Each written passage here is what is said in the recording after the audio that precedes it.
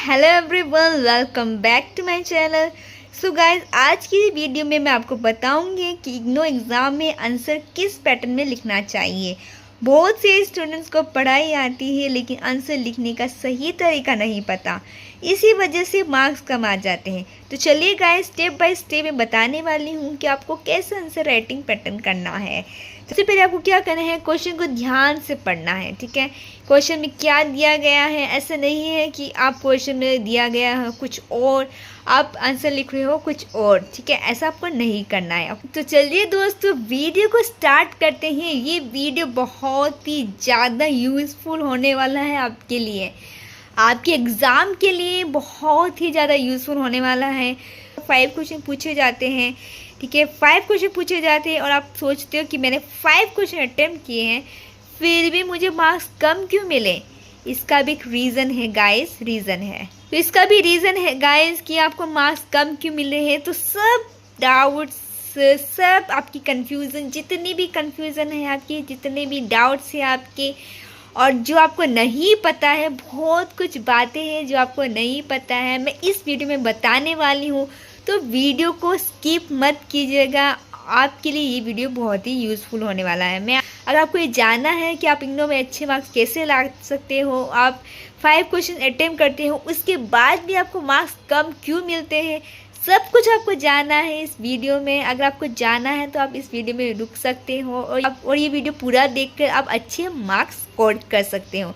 तो चलिए दोस्तों, अगर आपको ये वीडियो यूज़फुल लग रहा हो तो प्लीज़ एक थम्स अप करना ना भूलें, साथ ही साथ चैनल को सब्सक्राइब करना ना भूलें, ताकि आपको लेटेस्ट इन्फॉर्मेशन और साथ ही साथ यूज़फुल इन्फॉर्मेशन मिल सके। सबसे पहले आपके पास क्वेश्चन पेपर हाथ में आया। ठीक है, क्वेश्चन पेपर हाथ में आने के बाद आप क्वेश्चन को पढ़िए, समझिए कि आपको एग्जामिनर कौन सा क्वेश्चन पूछ रहा है, उसके ही अकॉर्डिंग आप आंसर कीजिए, क्योंकि एग्जामिनर ये देखता है। ओके, ऐसा नहीं है कि आपको एकदम डिक्टोक वैसा ही लिखना है, बना के लिख सकते हो आप आराम से, लेकिन वो टॉपिक होना चाहिए। जैसे सपोज मैंने दिया है what do you mean by strategy. ठीक है, आप स्ट्रेटेजी में आप पढ़ा है आपने what do you mean by strategy. अगर आपको स्ट्रेटेजी के ऊपर कोई दूसरा क्वेश्चन पूछ लिया गया हो तो आप ये आंसर लिख सकते हो, आराम से लिख सकते हो। लेकिन मैंने आपको पूछा है स्ट्रेटेजी के बारे में, अब प्लानिंग का आंसर दे दिया, नहीं तो आपने कोई दूसरा आंसर दे दिया। ठीक है, तो एग्जामिनर आपको चेक करता है कि आप पूरा नहीं, लेकिन थोड़ा बहुत चेक करने से उनको पता चल जाता है कि ये आंसर वो नहीं है जो क्वेश्चन में पूछा गया हो। ओके, तो इसलिए आप हमेशा यह ध्यान रखिए कि अगर आपको क्वेश्चन पूछा गया तो आप वही आंसर दो। ठीक है, क्वेश्चन में जितना पूछा गया वो आंसर दो, चाहे बना के लिखो, लेकिन आपका आंसर उस टॉपिक से रिलेटेड होना चाहिए। ठीक है, अगर आपको स्ट्रेटेजी के बारे में पूछा what do you mean by strategy, तो दूसरा क्वेश्चन भी पूछा गया हो स्ट्रेटेजी के बारे में तो आप ये आंसर लिख सकते हो। ठीक है, बना के लिखो, लिख सकते हो, आपको मार्क्स मिलेंगे, लेकिन याद रखना दूसरा आंसर मत घुसाना आप। ठीक है, अगर आप थोड़ा बहुत दूसरा घुसाना भी चाहते हो तो हमेशा याद रखना कि आप बीच में घुसाना। ओके, ऐसा नहीं है आप फर्स्ट में घुसा दिया है या आपने लास्ट में घुसा दिया, ये चीज़ें बहुत ज़्यादा देखी जाती है, फर्स्ट एंड लास्ट की चीज़ें आप बीच में घुसा सकते हो। बीच में घुसाने से आपका एग्जामिनर इतना ध्यान नहीं दे पाता है। ठीक है, क्योंकि उनको बहुत सारे पेपर चेक करने होते हैं। ओके, तो आपको ये ध्यान में रखना है, फर्स्ट स्टेप। सेकेंड स्टेप क्या है कि आपको इंट्रोडक्शन, ठीक है, जब भी आप आंसर स्टार्ट करो आपको इंट्रोडक्शन हमेशा लिखना है। ओके, 2-4 लाइन का इंट्रोडक्शन हमेशा आपको लिखना है, क्योंकि इंट्रोडक्शन बहुत ही इंपॉर्टेंट होता है। इंट्रोडक्शन कैसे, किस पैटर्न में लिखना है, मैं आपको इस वीडियो में पूरा बता रही हूँ, पूरा आंसर दिखाने वाली हूँ कैसे आपको लिखना है। ओके, तो वीडियो में पूरा बने रहिए। तो आपको सबसे पहले 2-4 लाइन का इंट्रोडक्शन लिखना ही लिखना है। ठीक है, फर्स्ट ये सेकंड स्टेप है आपकी। ठीक है, तीसरी चीज़ आपको क्या करनी है, हमेशा हेडिंग्स का यूज़ कीजिए। ठीक है, ऐसा नहीं है कि आपको आंसर पैराग्राफ में लिखना है। अगर आप आंसर पैराग्राफ वाइज लिखते हो तो दोस्तों आप प्लीज़ रिक्वेस्ट है कि आप ये गलती मत कीजिएगा, क्योंकि आप बहुत बड़ी गलती कर रहे हो। अगर आप पैराग्राफ वाइज आंसर लिख रहे हो तो इग्नो में पैराग्राफ वाइज आंसर लिखोगे तो बहुत ही ज़्यादा मार्क्स कटते हैं।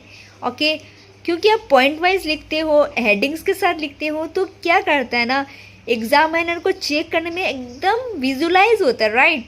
विजुलाइज होता है कि आपने कैसे लिखा है, एकदम साफ। जैसे मैंने देखिए, मैंने जैसे लिखा है एकदम साफ, meaning of strategy, simple definition, फिर एग्जाम्पल भी दिया है मैंने इसका, ठीक है।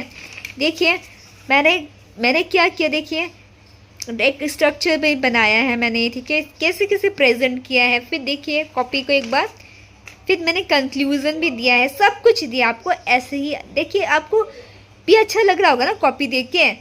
अगर इसके जगह आप पैराग्राफ वाइज आंसर लिख दोगे तो क्या आपको अच्छा लगेगा देखने में? अब आप कमेंट जरूर कीजिएगा इसके लिए कि आपको पैराग्राफ वाइज आंसर सही लगेगा या ये वाला पैटर्न। इसके लिए कमेंट जरूर कीजिएगा और थम्स अप जरूर भी कीजिएगा इसके लिए, ठीक है।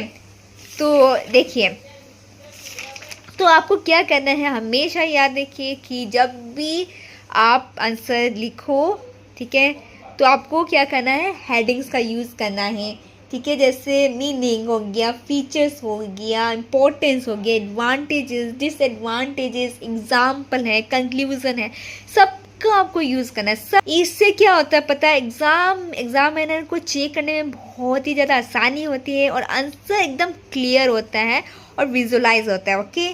तो आपको ये स्टेप फॉलो जरूर करनी है गाइस। फोर्थ स्टेप है कि हमेशा आंसर पॉइंट वाइज लिखिए। मैंने अभी बोला था ना आपको हेडिंग्स देनी है, ओके। हमेशा आंसर पॉइंट वाइज लिखिए, पैराग्राफ वाइज बिल्कुल मत लिखिएगा, ठीक है। आप आंसर लिख रहे हो, ओके। अगर आप इंट्रोडक्शन, अब मैंने जैसे आंसर लिखा है, अगर वैसे आंसर आप प्रेजेंट करते हो तो एग्ज़ाम में बहुत अच्छा स्कोर करोगे मार्क्स आप, ठीक है।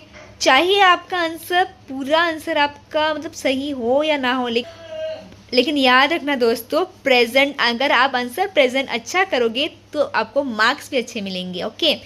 तो आप क्या करो, हमेशा आंसर पॉइंट वाइज लिखो ताकि एग्जामिनर को चेक करने में बहुत ही ज़्यादा आसानी हो और बहुत ही ज़्यादा आंसर क्लियर लगे और बहुत ही ज़्यादा देखने में सुंदर लगे आंसर, ओके। हमें हमेशा अच्छी चीज़ें, सुंदर चीज़ें चाहिए, राइट। हमेशा हम खराब चीज़ें पसंद नहीं करते ना लेना, तो सेम वही एग्जामिनर को अच्छी चीज़ें चाहिए चेक करने में ताकि उनको आसानी हो और वो आपको मार्क्स आसानी से दे सके, ओके। तो नेक्स्ट पॉइंट है दोस्तों एग्जाम्पल जरूर से दीजिएगा हर एक आंसर में और हर एक पॉइंट में, ठीक है। अगर आपका इंट्रोडक्शन ख़त्म हुआ फिर आपने एग्जाम्पल दिया, मीनिंग ख़त्म हुआ फिर आपने एग्जाम्पल दिया, ओके। देखिए एक पॉइंट ख़त्म हुआ आपका फिर आपने एग्जाम्पल दिया, तो आपको हर एक पॉइंट और हर एक आंसर में एग्जाम्पल आपको देना है, ओके। ये ज़रूर से याद रखिएगा दोस्तों, क्योंकि आप हर एक पॉइंट में एग्जाम्पल देते हो तो इससे क्या होता है, आपका आंसर स्ट्रॉन्ग हो जाता है, ओके। और आप एक ट्रस्ट बिल्डअप कर देते हो एग्जामिनर के साथ कि आपका आंसर राइट है एकदम, चाहे भलाई वो थोड़ा रॉन्ग क्यों ना हो, फिर भी आप एक ट्रस्ट बिल्डअप कर देते हो और एक प्रेजेंटेबल क्रिएट कर देते हो कि आपका आंसर राइट है। इसलिए दोस्तों एग्जाम्पल जरूर से दीजिएगा हर एक पॉइंट में और हर एक आंसर में, ओके। नेक्स्ट पॉइंट है हमारा दोस्तों कि आपको क्या करना है, एक डायग्राम बनाना, एक सिंपल डायग्राम बनाना है, ठीक है, हर एक आंसर में। अगर आप नेचर लिख रहे हो, एडवांटेजेस लिख रहे हो, डिसएडवांटेजेस लिख रहे हो, हर एक चीज़ का हर एक आंसर में आपको डायग्राम बनाना ही बनाना है ताकि आप अच्छे मार्क्स स्कोर कर सको, ठीक है। मैंने देखा आपको बताया एक आंसर, ये देखिए इग्नो की कॉपी नहीं है, ठीक है। मैंने ये क्या किया है, एक सिंपल एक आंसर आपको लिखा आपके लिए, वीडियो बनाने के लिए स्पेशली मैंने आपके लिए एक आंसर प्रेजेंटेबल किया है, एक आंसर लिखा है ताकि आपको मैं अच्छे से समझा सकूँ, ठीक है। तो आपको इस तरीके से लिखना है, आपको समझ में आ रहा होगा ना। अगर मैं सिर्फ बोलती तो आपको समझ में नहीं आता, लेकिन मैंने आपको प्रेजेंट करके दिखाया है तब आपको और अच्छे से समझ में आएगा, ओके। तो आपको इस तरीके से प्रेजेंट करना। अगर आप इस तरीके से डायग्राम बना सकते हो, नहीं तो आप इस तरीके से डायग्राम बना सकते हो, लेकिन आपको डायग्राम बनाना है, ठीक है। कंक्लूजन लिखना है, चाहो तो कंक्लूजन में भी क्लाउड जैसा दे सकते हो, ठीक है। तो ऐसे इस तरीके से आपको लिखना है आंसर। तो आपको क्या करना है, वो डायग्राम बनाना है, ओके। इंट्रोडक्शन दिया आपने, फिर एग्जाम्पल दिया, फिर आपको मीनिंग देना है, फिर आपको सिंपल डेफिनेशन दो तो ठीक है, नहीं तो दिक्कत नहीं है, लेकिन आपको मीनिंग और इंट्रोडक्शन देना है, फिर आपको एग्जाम्पल भी देना है, ओके। क्या करना है कि आपको पूछा गया कि नेचर क्या है स्ट्रेटजी का, तो आपको क्या करना है, एक डायग्राम बनाना है, ठीक है, क्या क्या पॉइंट्स है उसका सब कुछ लिखना है आपको यहाँ पर। फिर बाद में जाके आपको नीचे से स्टार्ट करना है। Strategy is goal oriented, okay. तो फिर आपने नीचे से स्टार्ट किया, स्ट्रेटेजी इज़ गोल ओरिएंटेड क्या है आपको समझाया आपने। फिर आपको एग्जाम्पल देना है। फिर आपने लिखा यहाँ पर पॉइंट, ठीक है, सेकंड पॉइंट था ना ये। फिर आपको एक्सप्लेनेशन लिखा, फिर आपको एग्जाम्पल लिखना है। सेम ऐसे ही करके आपको आंसर लिखना है।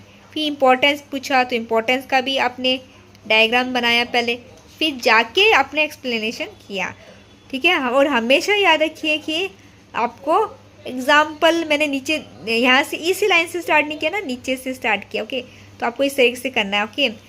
और हमेशा याद रखिए आंसर मेरा ख़त्म हो चुका है तो आपको ऐसा नहीं है दूसरा यहाँ से आपको नेक्स्ट आंसर आपने स्टार्ट कर दिया, नहीं, ओके। आप नेक्स्ट पेज यूज़ करो, हर एक फ्रेश पेज यूज़ करो हर एक आंसर के लिए, तो ये ज़्यादा बेटर होता है आंसर को प्रेजेंट करने के लिए। आपने कीवर्ड्स दिया, एग्जाम्पल दिया, सब कुछ दिया, ठीक है। कुछ के फिर आपको क्या करना है दोस्तों, आपको कंक्लूज़न भी लिखना है, ओके। कंक्लूज़न लिखना मत भूलिएगा। आपको कंक्लूज़न लिखने से क्या होता है दोस्तों, एग्जामिनर को पता चलता है कि आपने इस आंसर से क्या सीखा, ठीक है। आप उनको ये पता चलेगा कि आपने इस आंसर से क्या सीखा, आपको क्या समझ में आया।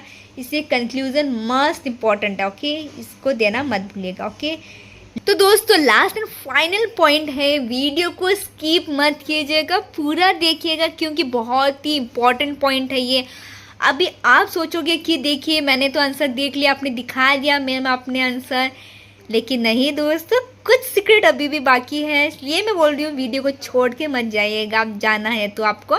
तो लास्ट पॉइंट हमारा ये है कि आपने आंसर अच्छे से लिखा, इंट्रोडक्शन दिया, मीनिंग दिया, आपने सब कुछ दिया, एग्जाम्पल दिया, हर एक कुछ समझाया है, हर एक पॉइंट। लेकिन आपको क्या करना है, आंसर प्रेजेंट करने के बाद आपको हर एक हेडिंग्स को पेंसिल से अंडरलाइन करना है, या पेन से, ब्लैक पेन से अंडरलाइन कर सकते हो, किसी से भी अंडरलाइन कर सकते हो। लेकिन मैं आपको सजेशन दूंगी दोस्तों कि आप पेंसिल से अंडरलाइन करना, क्योंकि पेंसिल से अंडरलाइन करने से क्या होता है ना कि आप पीछे जो आंसर है ना वो ख़राब नहीं होगा, ठीक है। तो आप पेंसिल से अंडरलाइन करना, तो आपको ये भी ज़रूर करना है, ठीक है। इसको भी स्किप मत कीजिएगा, ये भी इम्पॉर्टेंट है, ओके। तो आपको ये सब करना है। अभी आप बोलोगे मैम 5 मार्क्स के लिए कितना आंसर लिखूँ, 10 मार्क्स के लिए कितना लिखूँ, 20 मार्क्स के लिए कितना लिखूँ। तो मैं आपको सजेशन करूँगी 5 मार्क्स के लिए 2 पेजेस लिखनी है आपको, 10 मार्क्स के लिए 3 पेजेस लिखने हैं आपको, 20 मार्क्स के लिए आपको क्या करना है 4 पेजेस लिखने हैं, ओके। आपको और इसी पैटर्न में लिखना है, ऐसा नहीं है कि आपको अलग से लिखना है, कुछ 5 मार्क्स में कुछ अलग से लिखना है, 10 मार्क्स में कुछ अलग से लिखना नहीं। कम लिखिए बट इसी पैटर्न में लिखिए, ओके। तो पॉइंट थोड़ा कम कर सकते हो, आपको अच्छे से अच्छे मार्क्स मिलने वाले हैं। तो आपको समझ में आया दोस्तों कि आपको क्या क्या करना है।